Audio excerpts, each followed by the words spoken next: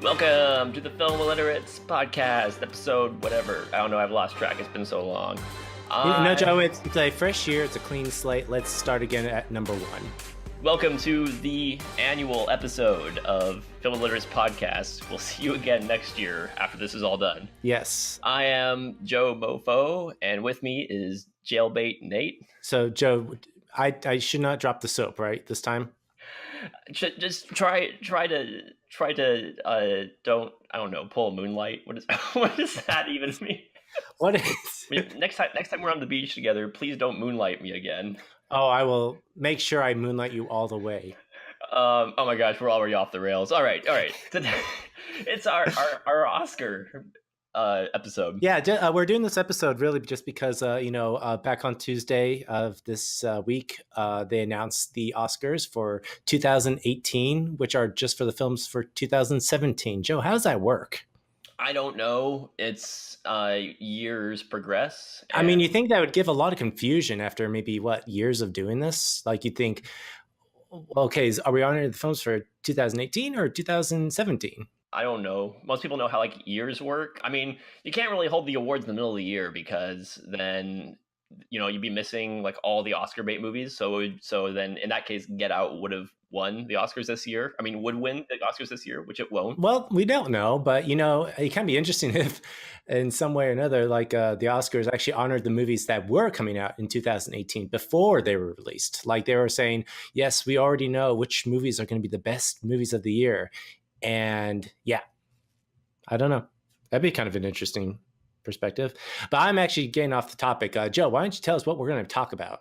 Today, in honor of the upcoming Oscars and the fact that the Oscar nominations were just announced this past week, we will be talking about our Oscar predictions, going down the list, and just kind of seeing what we have in store this year. And before that, we're going to just kind of give a little bit of an end-of-year recap, talk about some of the movies that we've seen this past year, and just, highlights, lowlights, surprises, whatnot.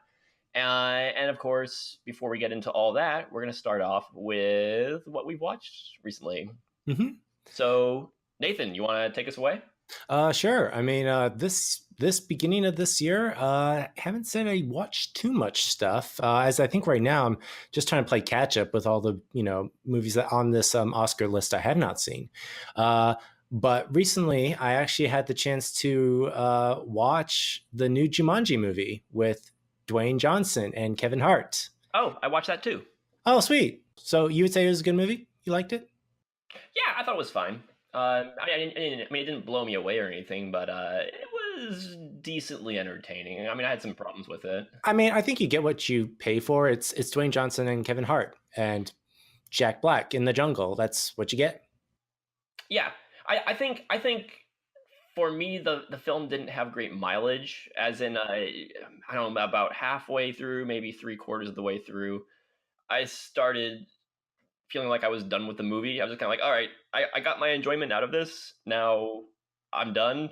I don't need any more. And then it just kept going. And I think a lot of that is because of stuff like, 2-minute sequences of Jack Black talking about the fact that he has a penis, and that stuff like that just went on forever. Yeah, basically, I think that was just an overall problem with the movie in general. So once you get past the joke of these are teenagers and adult bodies, and some of them have gender swapped, I think it gets really old really fast. Yeah, but it's not bad. I mean, it's a decent little entertaining movie. Yeah, like I said, it's kind of what I like about it is it kind of keeps you in the realm that the movie is set in, which is if you were sucked into a video game, this is kind of like what would happen. You have your, evil villain who wants to take over the world. You have your exposition characters who just come in, and that was actually one joke I kind of thought was kind of funny, was how these characters would come in and they would just wait.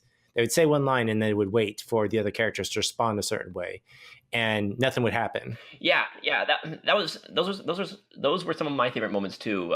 Just with like the computer players and all the video game jokes and the cutscene and that kind of stuff. I mean, I got a kick out of that stuff more than anything else in here, I think. Yeah, and I think if if that's like the angle that we're going for, it worked. But you're right. After all the the potty humor jokes and all the Dwayne Johnson being awesome and Kevin Hart being a little pipsqueak, black guy who eats cake and explodes. That was a pretty great scene. But yeah, I think overall it was fun.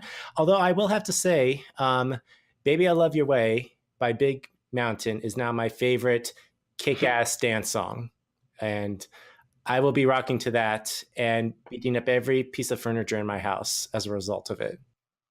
Awesome. Other than that, I also had a chance to check out P.T. Anderson's new film, Phantom Thread, possibly the last film that Daniel Day-Lewis will be acting in, or so he says.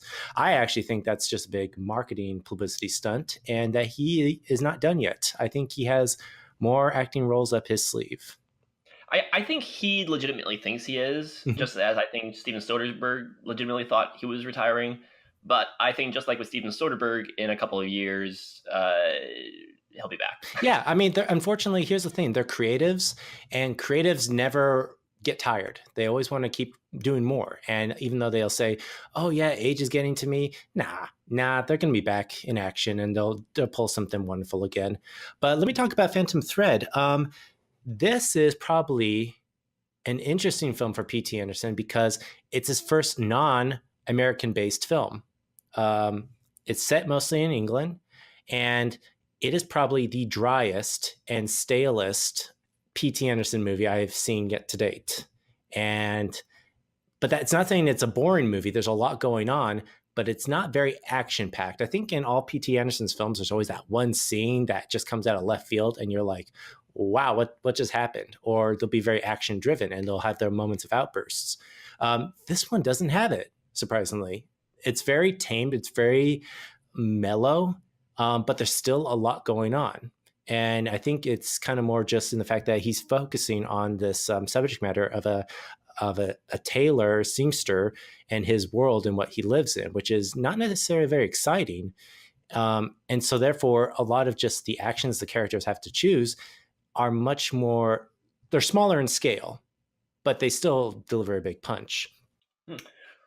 Well, I haven't seen Phantom Thread yet, but have you seen Punch Drunk Love? I have, yes. Okay, because I haven't seen that one since high school, but from what I remember about that one, that one was also fairly slow and dry. Although I do remember loving it. I should probably recheck it out. Yeah, what I mean by like outbursts is like you'll always have that occasional P.T. Anderson scene where the characters just like have a cursing spree, or they'll just do something magical or whimsical, like Adam Sandler dancing in a grocery store. But in this film, there isn't anything like that. I think there's like a couple of scenes in the very beginning with cars driving around, and that's pretty much the fastest the movie ever goes.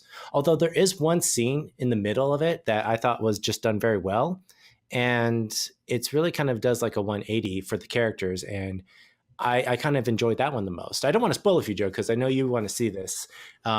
And it's kind of sad. I wish Nick was here on this podcast to talk this with us, because he would go on and on about, what he loves about P.T. Anderson. But I think as far as a movie by P.T. Anderson, it's probably his weakest film. In my opinion, it's his weakest film.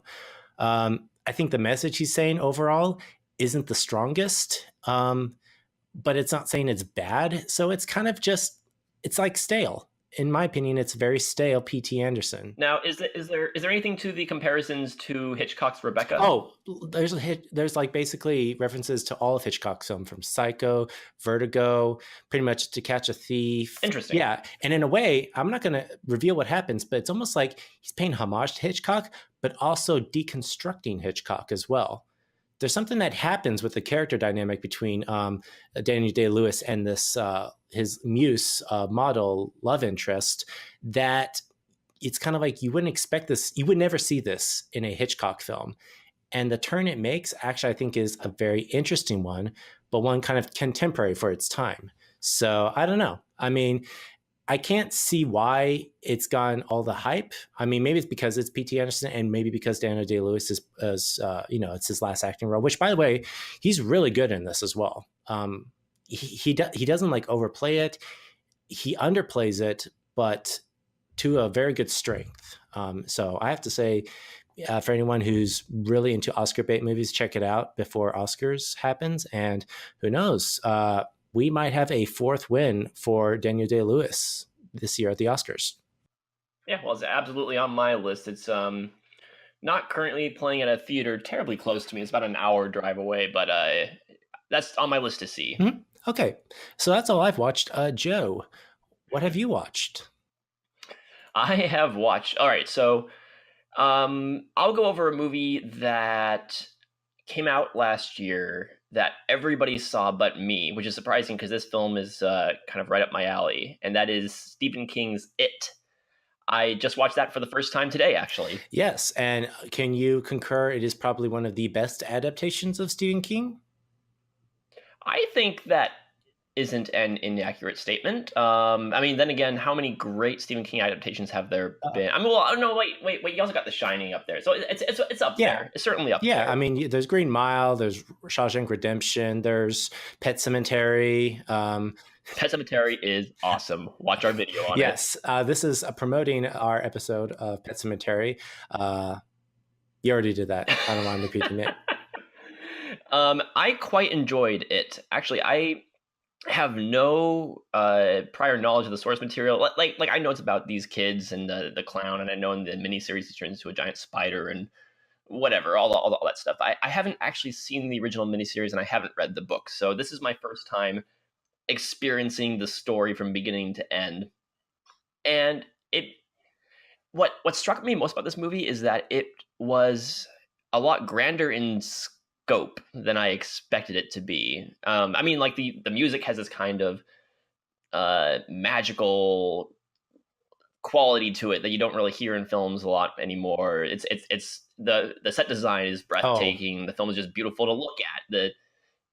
It's an ensemble piece, kind of like Lord of the Rings. In fact, in many ways, this kind of feels like a horror Lord of the Rings of sorts. Including going almost 3 hours long. That is actually probably one of the best statements I've heard of it. And actually, I want to comment about the actual production design as well as just the feel of the movie. I love how it just captures the 80s very well. Everything from the kids' bedrooms to just like the music they were listening to. And here's the funny thing. The original story of it was actually not set in the 80s. It was actually set in the 50s. So yeah, so basically this story, as it's been adapted, from the miniseries that happened in the 90s to currently now, it's had to adapt it so that when we go into the adult segment of the story, that's the contemporary story. So for these kids, they have to age, after 26 years. So it was only appropriate to set it in the 80s, which I think is the best thing, especially now since, 80s is kind of like all on everyone's radar, from, Stranger Things to just this resurgence of, 80s movies adaptations that are happening. I feel like that's the reason what made this movie so successful is they knew this was going to hit the audience in a very nostalgic way. So they really banked on that. Yeah, and I quite enjoyed this movie. I mean, I have a couple little nitpicks, but nothing that took away from the overall experience. This film, I mean, I don't love it enough that it's going to make my top 10 list, but it's still a very solid, well done movie, very entertaining horror movie. Oh yes. I mean, I think Bill Skarsgård's adaptation of Pennywise, I don't know, would you say it holds up to par with Tim Curry's adaptation of Pennywise?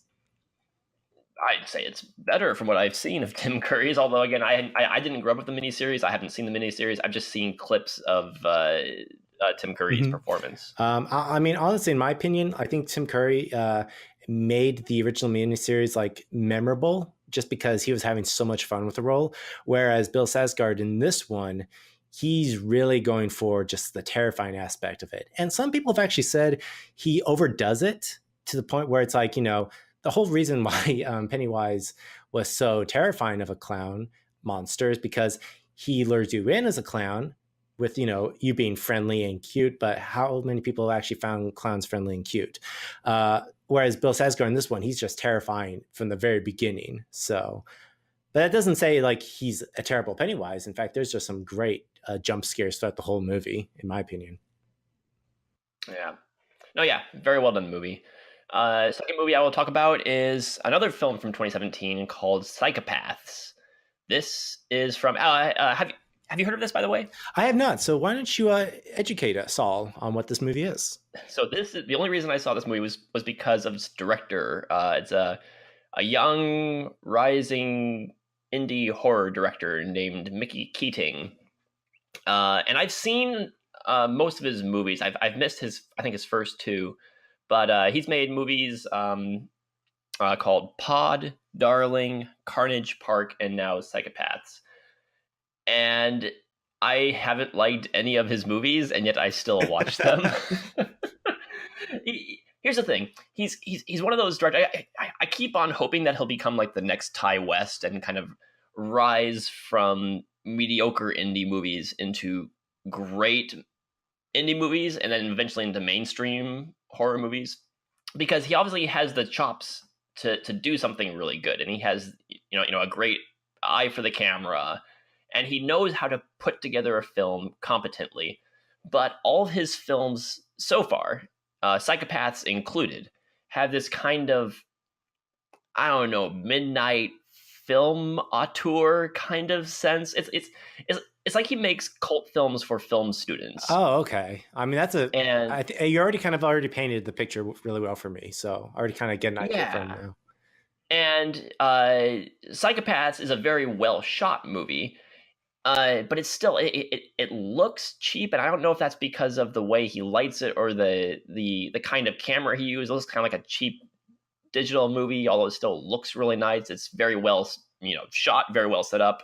But everything Psychopaths is okay. Basically, Psychopaths covers 3 different psychos over the course of one night and their escapades, as far as like hunting down people and killing them, and their very different methods. And the film is shot kind of to be in a nostalgic light, kind of like it's part of it looks like it's shot in the 60s, and it's just very obviously inspired by older movies. But Mickey Keating has this style of shooting that he's done in most of his previous movies, where he does a lot of kind of rapid fire editing in kind of like an artsy, pretentious way, where he'll have like flashes of violence on the screen and then cuts to something that isn't quite related to what you're looking at, but it kind of is, and it's just meant to be unsettling. And I get the effect, but it makes it feel, I don't know, kind of pretentious.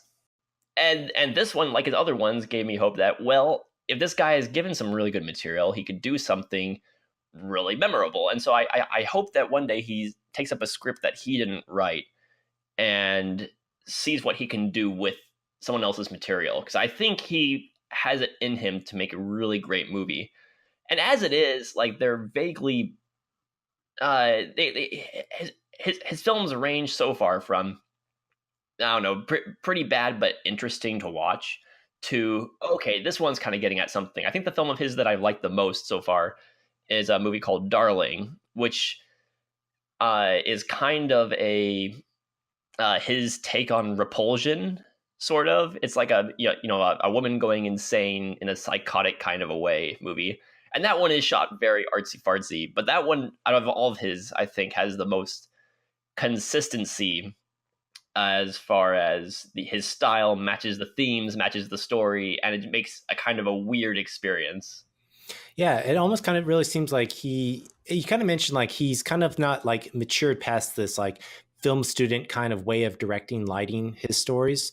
And I don't know, maybe that's just like something he's most comfortable with. I kind of feel like if he tried to do another person's script or adapt other material that isn't his own, maybe he wouldn't be as passionate about it. Maybe this is as passionate and as good as it gets for this guy.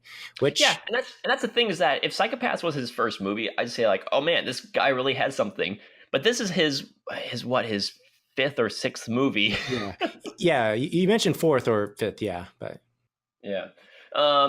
But anyway, I will continue to watch Mickey Keating's movies, and I hope that one day he makes one that I will genuinely enjoy. I will say a good thing about Mickey Keating is that he hosts a show on Shudder I don't remember what it's called off the top of my head, but it's a show where he interviews other horror directors and horror creators. So, for instance, he interviewed Lee Wanell from the Insidious and Saw films, and that's a really well done kind of a variety talk show. So he has that going for him. Sweet, interesting. Oh, So, it's called The Core. oh, the core, cool. So, I guess to all of our listeners, if you guys are interested in seeing more about Mickey Keating, check out the core on Shudder. And then just very briefly, I'm working through the year 1956 in movies this year. Last year I was working through 1934, and I recently watched a movie called Lieutenant Wore Skirts. It's kind of a screwball sex comedy from the 50s, and it is incredibly entertaining. Go watch it now. You'll thank me later. I don't remember the name of the director, but he got his start doing a lot of kind of Warner Brothers cartoons and animation and that kind of stuff. So you would say like it has that very Looney Tune-ish kind of feel to it, that kind of slapstick humor. It does. It does. It has a lot of innuendos in it, but they're kind of blatantly obvious innuendos, and it's a very entertaining kind of back and forth banter. It's a very dated movie, but dated in the most entertaining way. It's a colorful film. It uses CinemaScope to great effect, even though most of the movie is just people talking to each other and in these kind of screwball situations. It's just, I don't know, it breezes by. Frank Tashlin, that's the name of the director. Oh, okay, yeah, Frank Tashlin. Yeah, and I don't know, it's just a very entertaining movie. Yeah, I enjoyed it. Yeah, I'm looking at his kind of filmography. He's kind of done quite a bit. He actually looks like he did a Dean Martin and Jerry Lewis comedy. So actually, I'm actually looking at it. He's used Jerry Lewis in a lot of his films. That's awesome. That doesn't surprise me at all.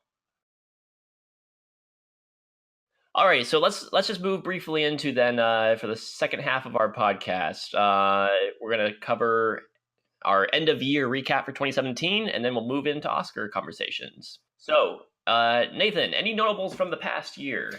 I mean, honestly, this was such a mixed year, actually. I feel like, I don't want to get too political, and I'll try to stay away from politics, but because there's such an interesting tension in the air, we had a bunch of movies, I feel like, that kind of rose to the surface and got a lot of publicity that I think a lot of people were not expecting. And there were a lot of films that defied people's expectations.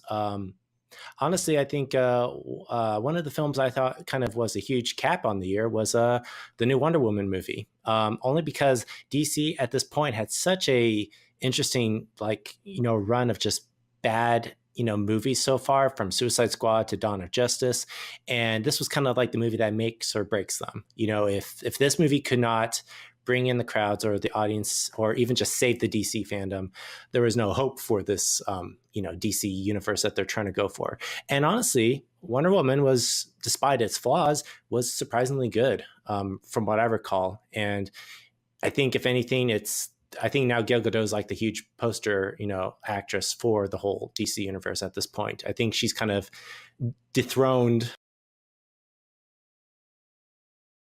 Superman and even Batfleck's reputation, and has kind of now taken the top of it all. So that was a huge surprise. And then other movies, gosh, I'm trying to think. I would have to say there was a lot more films, in my opinion, that kind of felt very genre picky and really kind of felt they fit into, one genre for, like, let's say indie films, and one genre for this kind of films. The one film that I thought kind of blew expectations out of the water for me was Get Out. And this happened way, way back in February as well. And I remember you and I were having to talk about this, oh, this movie's not going to go all the way to the awards. And lo and behold, it's getting a lot of critical acclaim, because I think it's that one film that isn't really one specific genre. It really banks on this whole, the horror of, the 70s that has a lot of social commentary. Like, as Jordan Peele has explained, this movie is kind of a homage to a lot of those films like The Stepford Wives, Rosemary's Babies, that really kind of banked on a lot of people's paranoias. And I feel like this one does a well job at it. And I just remember, like, sitting in the theater just having the most uncomfortable but most entertaining experience I've ever had, just because there's parts I wanted to burst out laughing at the absurdity of it, but I kind of almost felt really bad for laughing out. It kind of put me in that boat. And I don't know. I think it just allowed me to kind of really soak in what this movie was doing. And honestly, I'd never seen a film quite like it this year. And I think as far as movies go, those were the two that stood out to me the most. I mean, there were the other, occasional ones that came out that, have been Oscar bait movies, a lot of the big superhero movies. But as far as like movies go, those two were the big ones. And also, I think I was kind of feeling a little bit just like burnt out from just a lot more of just like X-Men movies and DC movies. And you had those. One of the films I was kind of really bummed about that, didn't really was up there for me was the Logan movie. And only because I think that movie just came out 5 years too late. If this had come out like earlier, back in like maybe 2012 or 13, I think it would have just, been on the top of my list. But it feels like this was a long overdue movie. And I don't know. I really wish it would have kind of like stood out a lot more for me, but sadly it wasn't. Other than that, there've been some good ones. And like, as we were just talking, it was like right up there as well with one of my favorite films of this year. Only because I always wanted to see, I was having my doubts like this was going to be a good adaptation of the book. And I had my doubts if, it could like do any worse than what the miniseries did. And surprisingly, the director, the writers, the cast just like pulled their way through it. And I think it was just one of the good films. And those are the films I think that stood out to me for 2017. Did you have anything to comment on those?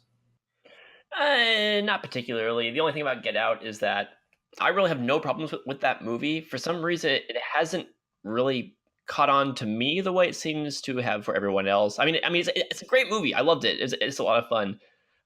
It's not in my top 10. It is in my top 20, but it's the sort of film where I'm like, oh yeah, that was a good movie. And I just kind of, I'll probably watch it again sometime in the future, but I don't really need to think about it right now, which is fine. Genre pictures are great. I enjoy them. I think they need to get more recognition.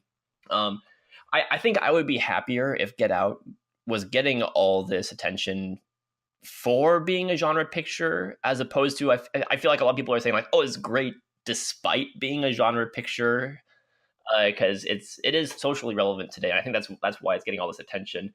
I want to live in a world where it doesn't have social relevancy and that kind of a movie still gets attention just because it's a damn well-made movie. Oh yeah. I mean, I think if anything, if you kind of like, if I step back and look at this movie, I mean, it kind of is something like if it wasn't set in this time, or if it didn't come out during this time when all this is, relevant, would it still uphold? And I don't know. I think the fact that because it's something that has never been done before in a horror genre, I think it kind of does withstand just the whole test of time.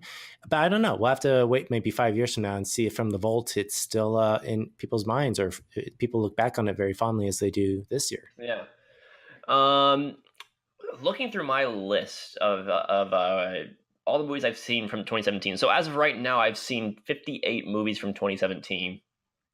And what's standing out to me is just how many kind of smaller movies are on this list, or at least are higher up on this list. How highly ranked a lot of movies that I wouldn't have generally thought of, or I don't think a lot of people are even talking about. For instance, my number one movie of the year is Baby Driver, which was a high profile movie. Nobody's talking about it right now, though. Well, I think, that actually I wanted to comment on that as well, because I saw Baby Driver this year as well. And I have to say, I had a choice of seeing that or Spider-Man Homecoming. I'm so glad I saw Baby Driver as opposed to Spider-Man Homecoming, because it's such a great movie. I picked up Baby Driver on Blu-ray just like yesterday. Oh my gosh. I mean, here's the thing, just a lot of just the action sequences, the driving sequences are just done superbly with the music, the editing, the sound mixing is just, you can't, nothing has ever been seen like this before. Yeah, but it's just kind of weird to me that nobody's talking about it right now. And I'm not expecting it to win any Oscars, but it's kind of like, and even just like other podcasts, end of year lists, nobody brings up Baby Driver, which is I don't know, kind of odd because I mean it's a really damn well made movie. I mean, here's the thing. I think there's actually some people I've been listening to on podcasts who they've actually looked back on 2017. They have to say there have been some moments in cinema going experiences that they have ranked Baby Driver up there. A lot of them being just like the opening sequence, or the scene with him going to get coffee. Or my favorite scene is actually at the like the third act when he's escaping and he goes into that shopping mall plaza and he does that, he switches outfits and you're listening to the music and it does this very interesting, just like one song is mixing perfectly with another song in the store. And you're not sure like what was going through Edgar Wright's mind when he was picking those two songs, but it's such a beautiful transition. And those scenes definitely people have been talking about for sure. But you're right, it's not on everyone's radar as far as like, oh, best movie of 2017, but it certainly deserves to be. Yeah, but like I was talking about with kind of smaller films being higher up on my radar, or should I say slightly more obscure films, movies that aren't on everyone's radar. I'm talking about even from like the art house standpoint. So I'm not talking about like Lady Bird or Florida Project, which I haven't seen yet. I need to see both of those. But it's like movies like Brawl in Cell Block 99, or The 101-Year-Old Man Who Skipped Out on the Bill and Disappeared, or Cult of Chucky. It's like those are all high quality movies in my opinion, and they surprised me in just how much I enjoyed them. And I feel like a lot of these, and those are kind of a more genre pictures too. How many genre pictures are just really trying really hard these days, and you can tell that they're being made by people with a great eye for the camera and a great love of the craft of movie making, and they also just love entertaining the hell out of the audience. And that's probably what I appreciate more than anything when I watch a movie, is just a well done movie in the service of pure entertainment. Mm-hmm. And I think if anything, what we're kind of seeing with these movies you just listed off, one thing I think that ties them all together is they've all been distributed by, something like Netflix or Amazon. And, they haven't been distributed by studios.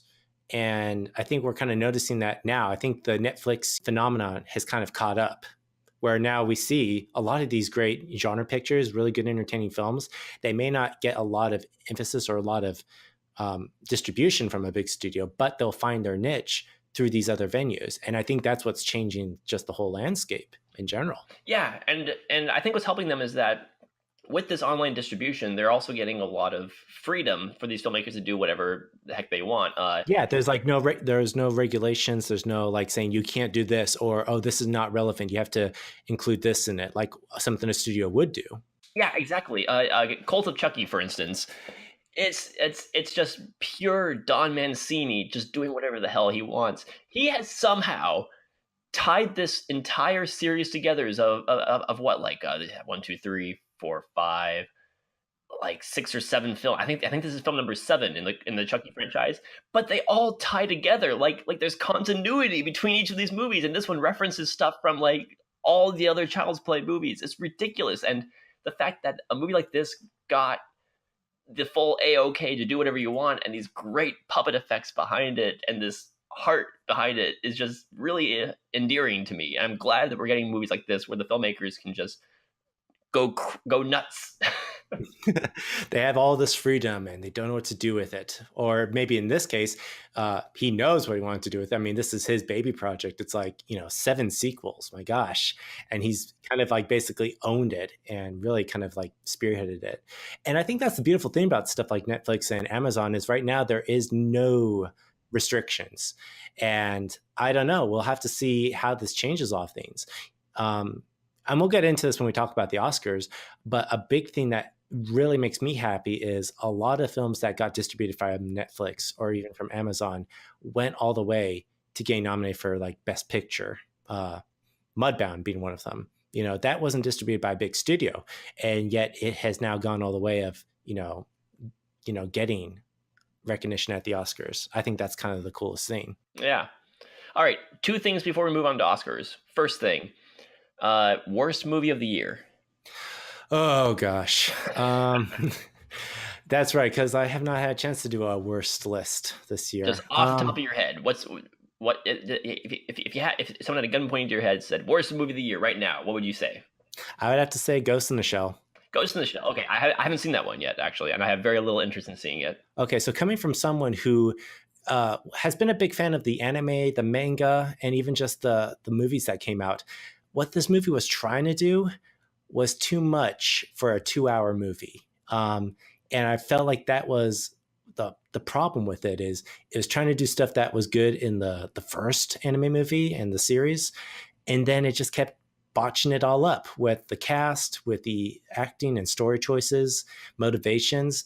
It's kind of just a big mess of a movie. And honestly, I feel like if they're just going to do a live action remake, they should have just remade the movie that came out in 1995. I would have been okay with that. If it was basically a shot for shot remake, I would have been fine. But they didn't, and there's a lot of just bad steps. And it's not mostly just because of the whole, whitewashing that happens in the movie. Here's the thing. Japanese audiences actually really liked that Scarlett Johansson was playing the main character in this one. In fact, they had their eye on her. It's kind of strange, but here in America, we were the ones who made the biggest complaint about the issue. But far so from that issue, it's just a poorly constructed movie, and it takes a lot of creative license to mesh things together, to jump around and do its own stuff. And honestly, I feel like it should have never just happened in the first place. All this investment into this, hoping they could rake in a buck, and it's just kind of one of those signs of, if you're not going to get someone who's passionate behind it and knows what they're doing, don't do it at all. Alrighty. For me, worst movie of the year, Resident Evil, the final chapter. And that's so sad because here's the thing. You're a big Resident Evil fan. Like, you love the movies, and like, just, I forget the director's name, but Paul Anderson.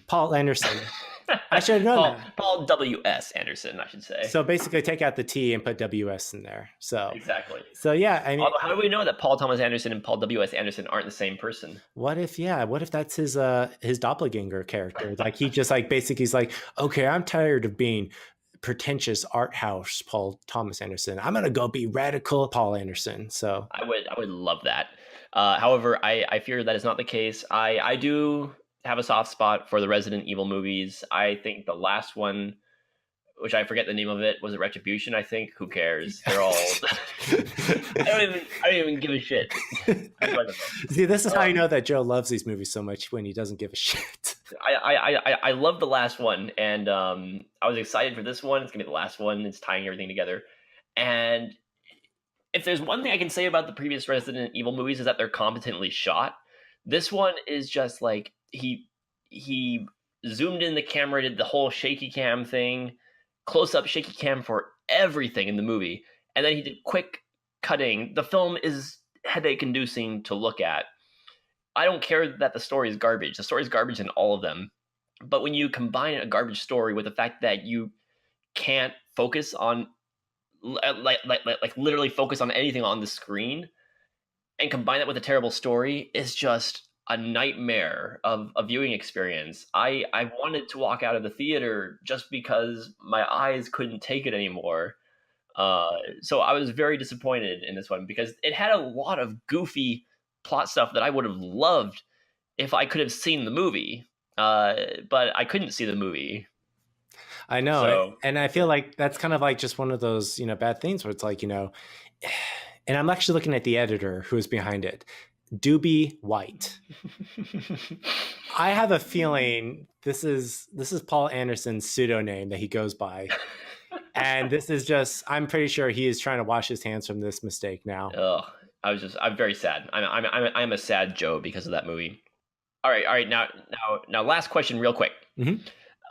Before we move on to Oscars, were there any movies this year where you disagreed with the common consensus? So, for instance, was there a movie that is generally accepted as being a good movie that you disliked, or a movie that's generally accepted as being terrible that you liked? Interesting. Joe, can you go first while I think about this? Because I need a few minutes.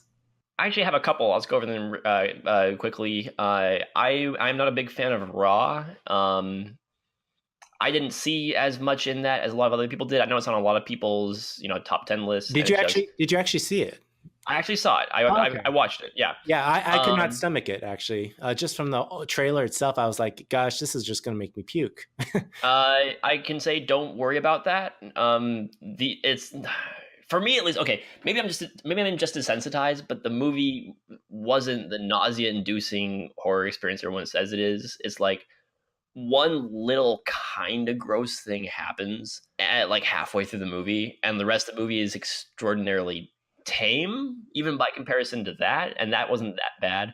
So it's like as a horror film, if you're going into it as like a gore hound being like, oh man, this is gonna be great, that's not what you're getting here. The movie is all about the character and her emotional journey, and the cannibalism stuff is there, but it doesn't make a whole lot of sense.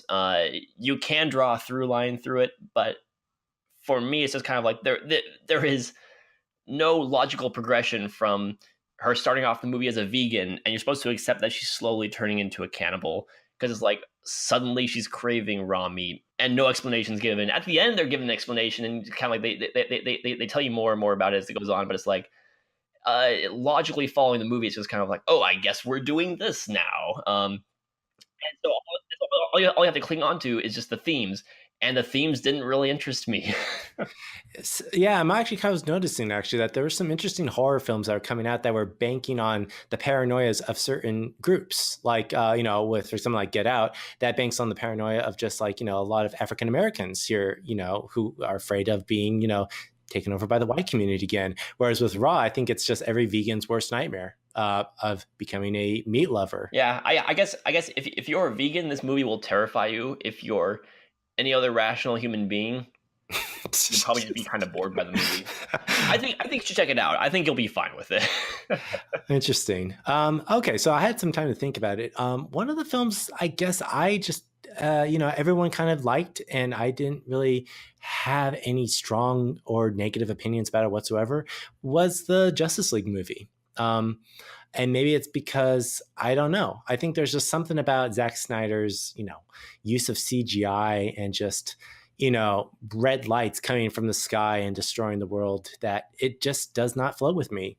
And it's not saying like it's a bad movie. I mean, it actually, I think Josh Whedon was actually able to do. He was able to save a lot of this movie that what could have happened. He was able to give us some good character moments, some just good, funny moments. And I think a lot of those came with the pickups. But for me, it just, I don't know, maybe I'm just not on board with the whole DC universe. Whereas like there's a lot of DC fans who felt like this movie, along with Wonder Woman, has kind of just redeemed, the whole franchise. But for me, I don't know. I've actually not kind of had any interest with it whatsoever. Yeah, it's kind of it was a fun little movie. Dot dot dot. Mm-hmm. Exactly. That's about it. But that's all I have to say. Oh, another film that's getting a lot of praise right now, but I didn't care too much for The Shape of Water.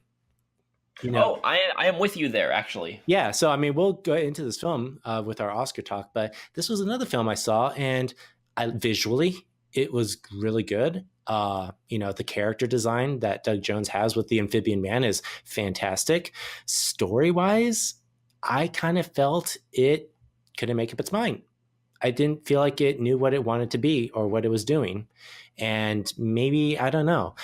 A lot of people are saying it's one of the best films of the year. And okay, for me, I guess I just have problems with the story. And I just wanted the movie to choose what it wanted to be, as opposed to being these other 4 or 5 things it was trying to do. I think it's a very bitter movie. As in, I think Del Toro is mad, and he's letting that bitterness kind of cut through to the heart of the movie, and it's impacting how the story is told. Because there is no subtlety, there is no nuance. The film is just kind of big, obvious social commentary thrown into what Del Toro does best, which is these fantasy stories with a lot of emotion and heart to them. But it's just kind of like he went out of his way to make it this big, he destroys the nuclear family, as in he gives you like this this 1950s, picturesque family. And he's like, oh, but it makes them vulgar and vile, and the guy like hates everything that isn't Christian. It's like he goes out of his way to be like this huge metaphor, and it was so distracting. I mean, honestly, I have to admit, I feel like Michael Shannon's character was very, tight-fisted in the very beginning, but then towards the very end, I love how it took on the mantle of just, I'm going to be a monster in the house kind of a character, and he really owns to that. And I feel like that's when the movie kind of got good on that end. But you're right, it spends so much time just like deconstructing the nuclear family and looking at these outcasts, which honestly, if that was the intention, I really feel like Del Toro should have stuck to his strengths as a fable storyteller. I feel like stuff like he's done in the past, Pan's Labyrinth, and even The Devil's Backbone, were stronger movies, and still they were getting their themes across and even social commentary across very well, because it just wasn't so it didn't want to emphasize too much on it. It really wanted to just let you get lost in this world. And honestly, in my opinion, I really think the movie should have just stuck at the Sally Hawkins apartment and really kind of just have the story told from that perspective. I would have actually been interested in that, but that's me. And I don't know. Like I said, I feel like the movie is trying to be so many things at once. And I think that's the reason why I kind of am not on board with it. Yeah. Very beautiful movie to look at. Very, very well shot. For sure. Very beautiful movie. The story and the themes are that's where it falls apart for me. So yeah, I'm not a fan. Yeah, and honestly, I think like if it goes all the way with the Oscars, kudos to it. But I think the movies that have come out this year just didn't float for me. but Nathan, we all float down here. You'll float too, Joe. Don't you know? They all float. Do you hear the popcorn and the candy? Now our audience can go ahead and grab some popcorn while we move into our Oscar talk. Yay! All right, Oscars 2018 for the year 2017. Mm-hmm. So the way we're just going to do this is just kind of go through it as we see fit. I'm on Variety's page where they list everything. I'm going to go down from bottom to top, and anything we're not interested in, we can skip. Okay, let's start it. Alrighty, visual effects. What's going to win? Honestly, I really think out of all of these films, War of the Planet of the Apes is probably the strongest one. I'd love it to win, just because in the past 3 times that the Planet of the Apes movies have been nominated, it didn't win, when obviously it deserved it. And I feel like this is its last chance. So I don't know, maybe the Academy will be nice and give these guys who worked so hard with just the mocap. But I have a feeling Blade Runner might take it. Yeah, actually, it's funny that you mentioned Planet of the Apes, because when I looked at this list, I just saw Blade Runner at the top and didn't bother looking at the rest of the list. I'm like, oh, Blade Runner's going to win. I'm like, oh yeah, Planet of the Apes is coming out too. That could give it a run for its money. No, Blade Runner's going to win.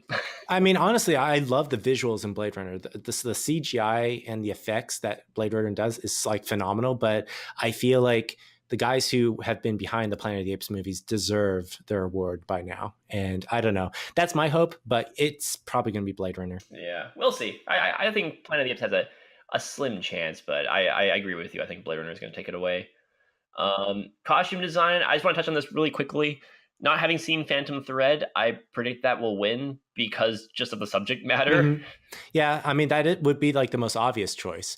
Although I feel like if Shape of Water is going to be the big contender for a lot of just the production design awards, that might win as well, which I don't know. We'll have to see. I don't think Beauty and the Beast has a fair chance at all. I didn't care. You mean the CGI costume design? No, I know there were real costumes on the movie. Don't at me. Let's move on up to original score. After having seen It today, I'm bummed that It did not get nominated, because that was a beautiful score. It was really good. After I kind of was listening to, I listened to the soundtrack also, and yeah, I was listening to it. I'm like, man, it's a shame this one's not getting nominated. Oh well.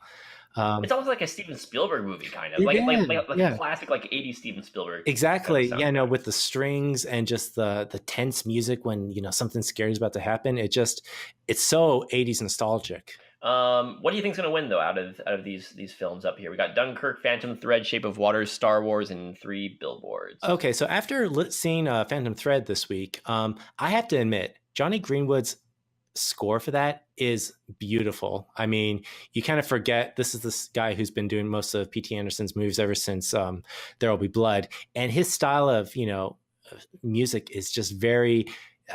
It's all about deconstruction, and he just hits like notes and chords in the most uh, twangy way. But in this one, it's very beautiful. It's very flowing, but it has that twisted underlying thing going on. And I think it's a very, very, very intricate and well detailed score. So that would be my first choice. But I have a feeling because of all the hype it's been getting, maybe Hans Zimmer for Dunkirk. Yeah, Dunkirk for me is kind of the obvious choice here. It's such an original, driving, tense score. Even though it doesn't do anything original, it's actually playing off of an old, technique. Yeah, it just kind of never stops throughout the whole movie. Yeah, which, I can definitely see that working. But, honestly, I would love if Phantom Thread could win. Yeah, well, I'll have to check out the Phantom Thread soundtrack now because I am intrigued. It's very good. Like I said, it's probably the most sophisticated score that Johnny Greenwood has ever done. All right, sound mixing and sound editing. What's gonna win, Baby Driver or Dunkirk? I mean, I think it's really hard to say what constitutes sound editing and what constitutes sound mixing. Nobody knows. Nobody cares. I couldn't tell you off the top of my. I used to know. I just don't think about it anymore. I just kind of vote for them both as the same. Yeah, I mean, honestly, I feel like for one of these, I feel like Baby Driver deserves sound mixing. Of all of them, I think that was the biggest highlight of the whole movie, was just listening to how the soundtrack was blending perfectly with just the action sequences. And so that would be my choice. However, I think it deserves sound editing too, though. I mean, like stuff like the gunshots to the music and everything. Mm-hmm. Oh, okay. I was yesterday. I was watching some of the behind the scenes footage, and they were talking about how they had to have the actors fire the guns to the beat of the music, and I'm just imagining being an editor there trying to cut this all together. Yeah. Oh my gosh. Yeah. This movie also got best editing as well as a nomination. So yeah, that was like just the whole post-production work of this movie must have just been a beast to handle. But Dunkirk, it's the darling of the Oscars. I mean, it's the more darling movie. Yeah, and I feel like if it doesn't win Best Score, it'll definitely get either sound mixing or sound editing. So I think it's a coin toss between those two. Absolutely, yeah. I think Dunkirk will probably win, and although Dunkirk had great sound editing and sound mixing, my personal pick would be Baby Driver. Mm-hmm. Okay. Okay, how about just film editing? I feel like these first two choices, Baby Driver and Dunkirk, they're the strongest. But I have a feeling, I don't know, maybe the Oscars might pull, if they decide to make Shape of Water the big contender of the year, I have a feeling they're going to give it to it just because it's still fresh in people's minds. I think with Baby Driver, we were just talking about this, Baby Driver is kind of like, it's fallen off of the radar for a lot of people. But who knows? Maybe between now and March 4th, when the Oscars are aired, it might change the opinion of the Academy. Maybe they might actually look at Baby Driver and actually see, wow, it actually deserves editing. I just have a feeling Shape of Water might get it, but my choice would be Baby Driver. Yeah, for me, it's a slam dunk for Baby Driver should get it. I'm going to lean more towards Dunkirk. Just because I think even if you're an Academy voter looking at Shape of Water, I'm like, what about the editing in that movie really stands out compared to other films this year? There's not a whole lot, and that's the thing. And maybe like as we were talking, the biggest problem that we had was just the story was kind of doing too much at once, and even the editing wasn't saving that. Yeah. I mean, the editing was fine. I just I think best editing of the year. I'm like, what stood out about the editing in Shape of Water? I can't think of anything off the top of my head. Right. It was underwater, so I had to cut two shots together. Mm-hmm. Have you seen any of the foreign language films? I personally have not, but there is one that does stand out. The Square from Sweden, and only because I know the filmmaker. It's the same filmmaker who did Force Majeure, and we actually talked about this, Joe. Back in, I still haven't seen Force Majeure, but now I'm more interested in The Square, knowing that he directed it. Well, and also just the subject matter it's talking about. You know, you have this guy who has a gallery exhibit, and his whole intention is to break conventions with what is considered as art in our culture today. I mean, one of the big iconic scenes from it, from what I've seen in trailers, is he invites all these, you know, rich upper class socialites to this dinner, and he has this one guy who I believe is the same guy from Force Majeure, just walking around screaming at them and acting like a baboon until one of them just like beats him to death. Um, and I feel like the reason why I see this movie probably getting it is because it's kind of like a look at just shock value in culture today and what we consider art nowadays, and what lines are we willing to cross just to create it. Other than that, I feel like I don't know. The Oscars always seem to go with the most obscure of these choices. So maybe The Insult from Lebanon. Have you seen any of the documentary films? I have not, but there is No. one that does stand out to me, and that is Faces Places, the J.R. and Agnes Varda film. From what I've heard from a lot of critics talking about this movie, they are basically going from town to town in France to these, you know, people who, you know, are, you know, central to their communities, and actually having their faces and their, you know, images immortalized on just the walls of the buildings. And you know, Agnes Varda, she's a, you know, well-known, you know, documentarian filmmaker, and she puts herself a lot in this documentary, that from what I've heard, to the point because she is going blind, and she wants this to kind of be something, you know, personal for her, and it's very personal to a lot of people that she's touching. So it's almost kind of like a goodwill, you know, mission that she's having for the people in France, but also her last, like, you know, hallmark just to the world in general. And I feel like if anything, the Academy might be strongest in favor for this one, just because I'm looking at the other choices, none of them stand out as being something very impactful. I mean, last year we had OJ Made in America. That was like the big documentary. And that one kind of won. So this one, because I think of all the critical acclaim it's been getting and all the traffic it's received, it might be the Academy's first pick. Yeah, I agree with you. I haven't seen any of these movies, but Faces Places is one that I've at least heard of, and I presume that will be the case for most of the Academy voters too. Yeah. Cinematography, is this Roger Deakins' year? Oh my gosh, I want to say it is, but just knowing the Academy, I have a feeling it's going to go to Shape of Water, sadly. Really? I would have said Dunkirk again. Like I said, I feel like Shape of Water is going to be that big contender for all the artistic and production, you know, awards.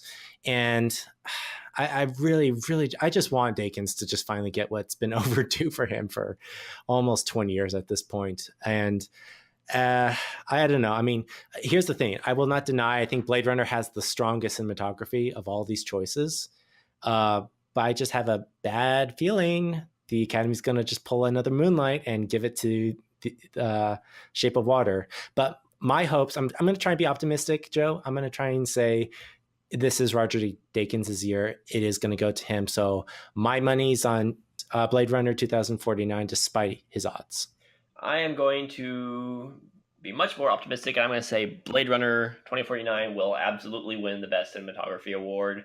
I did not stick with Deakins for Skyfall. I did not stick with him for... He did Sicario also, right?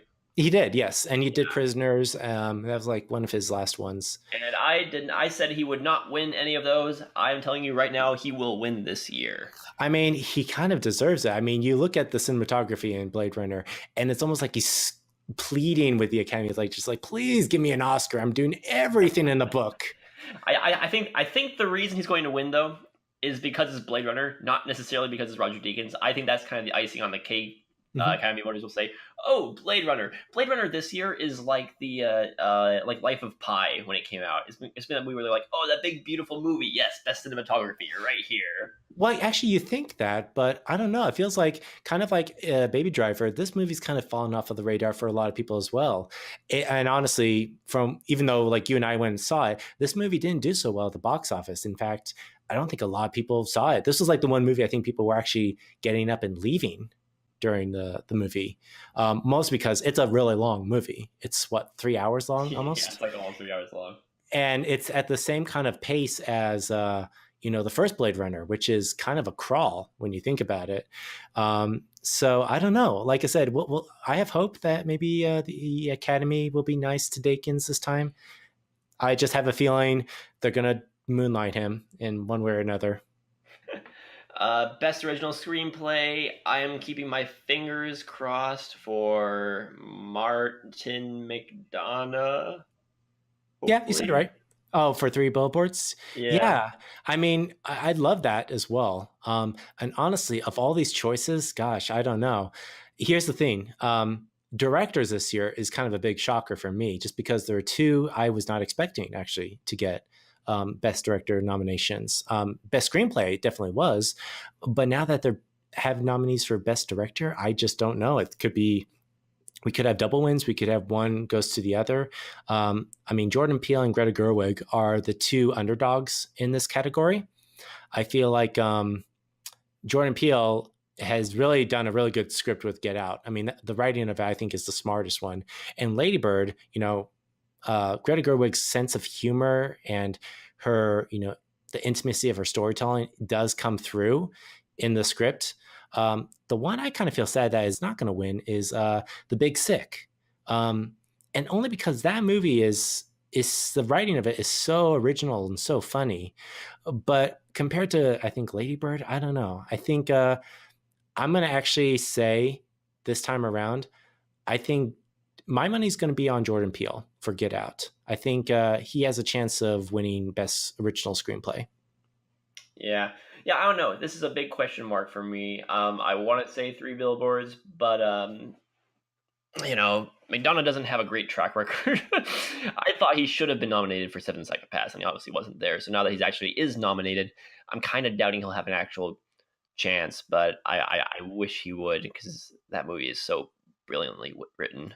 Yeah, and that's the thing. I think the choices this year for original screenplay is going to just come down to who ends up winning Best Director, or who is going to win.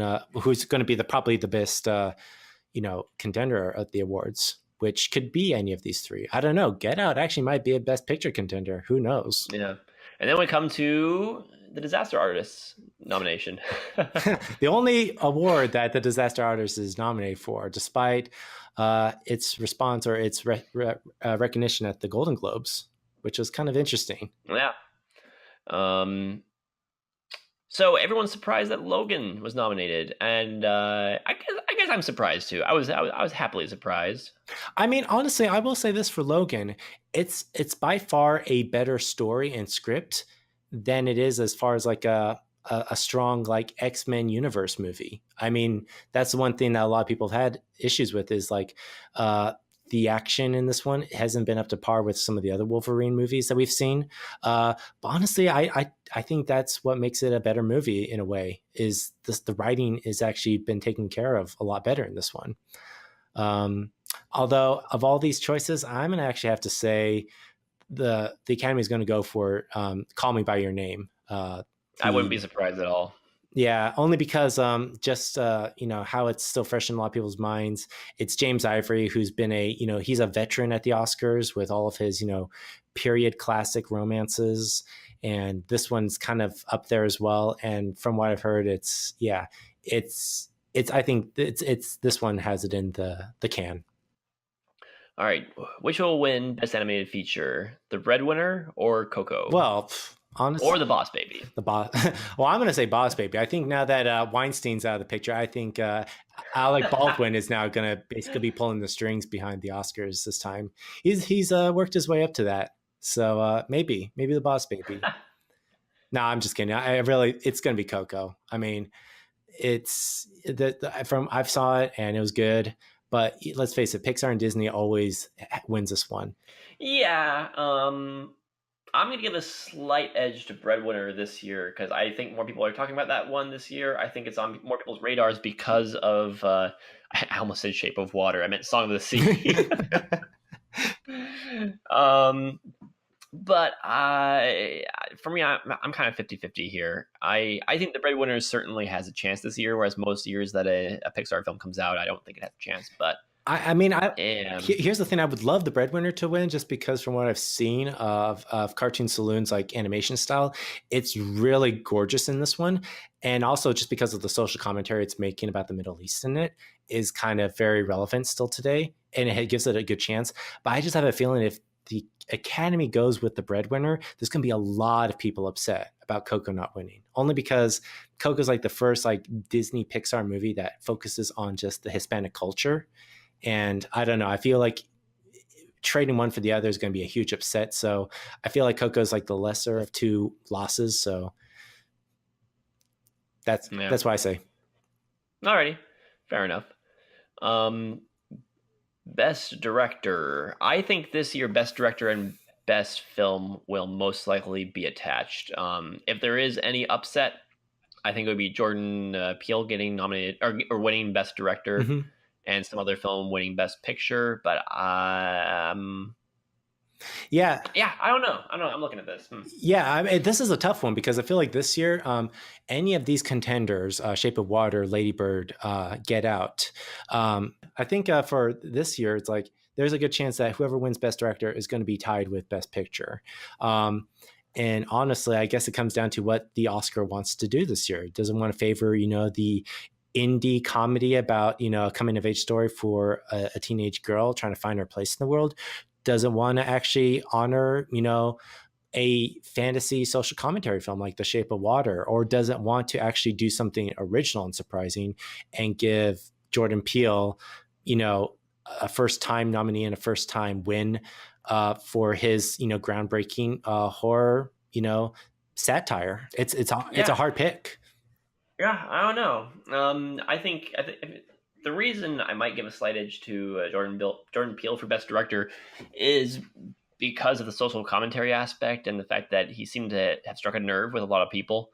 But I certainly don't think Get Out is going to win Best Picture. So if that happens, it's going to be an upset. And like, how often does that happen? Yeah, and honestly, I can honestly see.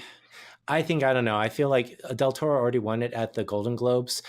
We still have the Directors Guild Awards as well, and that will be a Mm, huge determining factor of who wins Best Director.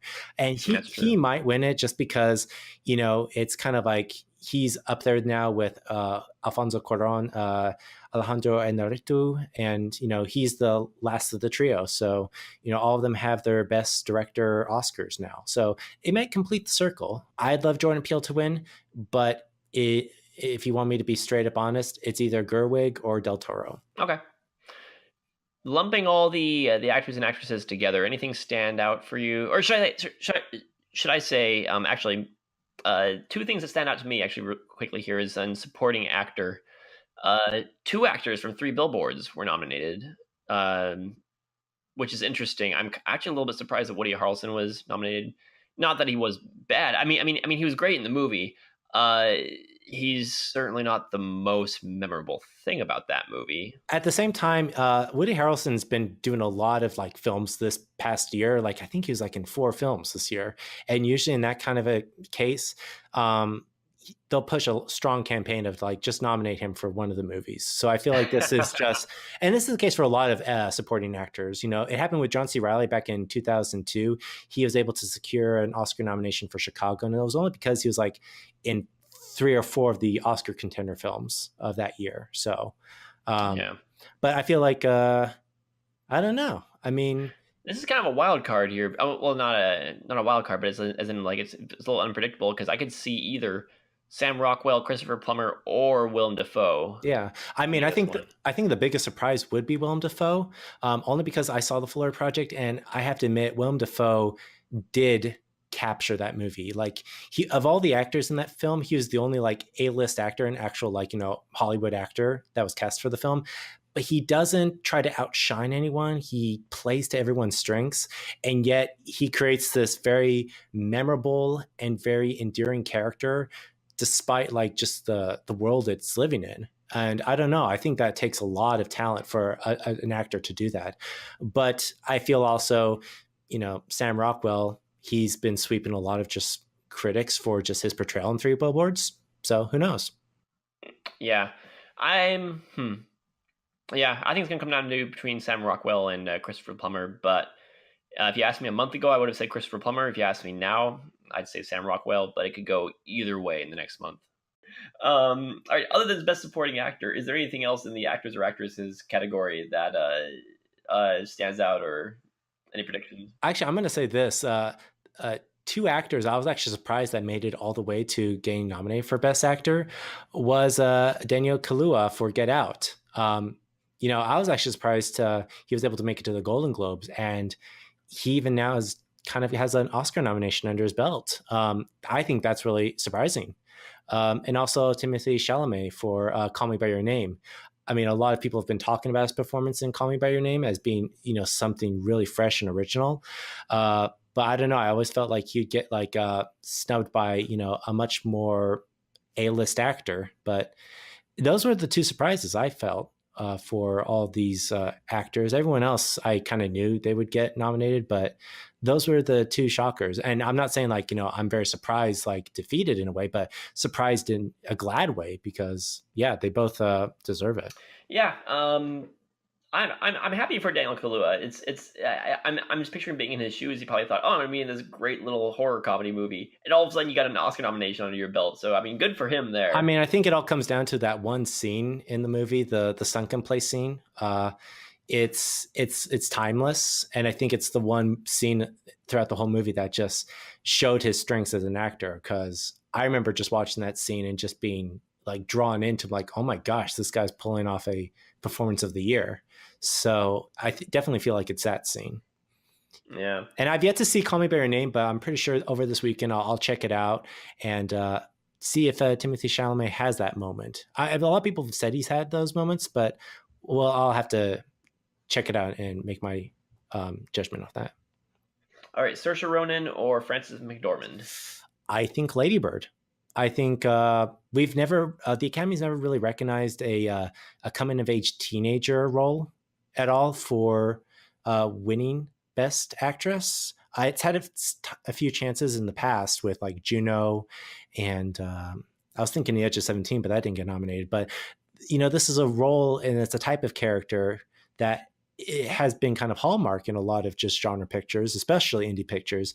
And I think maybe this is its chance to recognize that. Yeah, that's another one. That's another one where I'm torn. I go either way depending on the weather.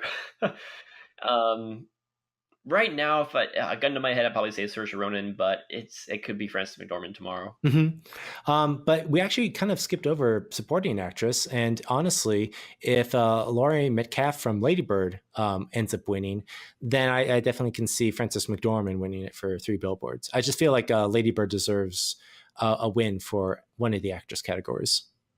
Yeah, Leslie Manville, is she the main lady in Phantom Thread? No, actually, she plays Daniel Day-Lewis's sister, who's kind of she plays the housekeeper character from Rebecca. So she definitely takes on that mantle very well. And I don't know. I think she might have a chance as well. The problem with that movie is everyone's so underplaying their parts to perfection that's really hard to say if they're doing it well or not. So honestly, it's kind of hard to say. But in my opinion, I think Laurie Metcalf was, she played the mother character from Lady Bird, and I think she pulled off a very convincing performance. And I wish I could actually say Mary J. Blige from Mudbound might have a chance as well. But I think, in my opinion, Laurie Metcalf has it. Alrighty. And now, finally, the big award everyone talks about, Best Picture. Best Picture. Just looking at this list by product of elimination, I'm going to go ahead and say Lady Bird right now. Lady Bird? All right. Yeah.